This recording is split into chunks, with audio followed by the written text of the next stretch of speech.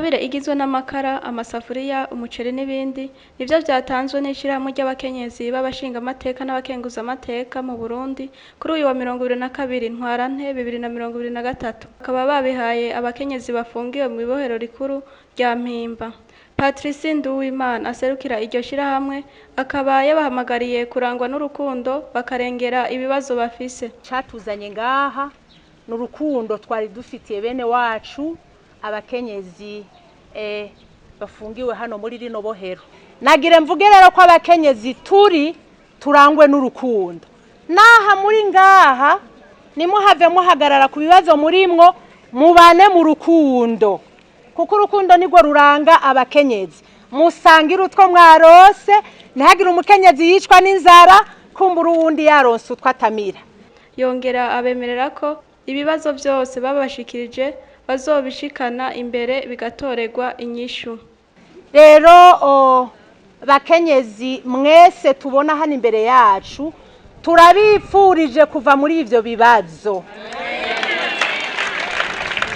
Turabipfurije kuva muri ivyo bibazo kandi turabipfurije kwitunganya no kwirimbura. Nk'abashinga amateka cyane b'abakenyezi n'abakenguza amateka b'abakenyezi tujejwe abene gihugu. Twarumvise ibibazo byinshi cyane mwebwe mufise ni muri rusangi abafungwa. Twebwe tuzogerageza dushikane mu byo batubwiye byose kandi mwizere ko igihugu ari mvyeyi. Nihagira umukenyezi ava hano bakenyezi tubona hano simuhira mwese murabizi twese turabizi umwe wese ngarakeneye gutahuka muri wa muryango yaje aturukamwo. Bivuga rero ko mukusubiramwo muzogenda mwitunganije neza muhita mutunganya ibibondo vyanyu murerera mu rukundo ibibondo mwibarutse muhita mufasha leta mvyeyi na leta nkozi kubaka igihugu kuja mu bikorwa rusangi gukora ibikorwa vyubaka kandi ko tuzi ko igihugu gikoze ibikorwa vyiza turagikorera ivyiza vyacu bikatugarukako. Muzove hano rero uzoba ahasohotse agende yahevye kirangeso yose agende yahevye ikintu cose co muhungabanya n'abandi.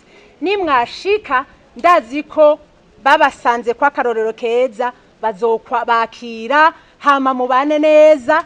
Ivyo dukora hariya mwavuye izi mpanuro turaziba ko nimusohoka bashika babakirana ugweze noneho muturuka mu miryango turazi ko bizogenda neza. Nayo uburongoye ibohero rikuru rya Mumpimba Colonel de Police Serge Nibigira akaba yabashimiye kukigoro n'umutima w'urukundo bagize nuko kandi batayaze amasigara cicaro. Iyo mfashanyo ikaba yatanzwe mu ntumbero yo kubifuriza umunsi mukuru mpuzamakungu wahariwe umukenyezi ku isi yose wahimbajwe kuwa 8 uku kwezi nyene. Radio Télévision RTBB ni Bwiza ry'Uburundi bwiza.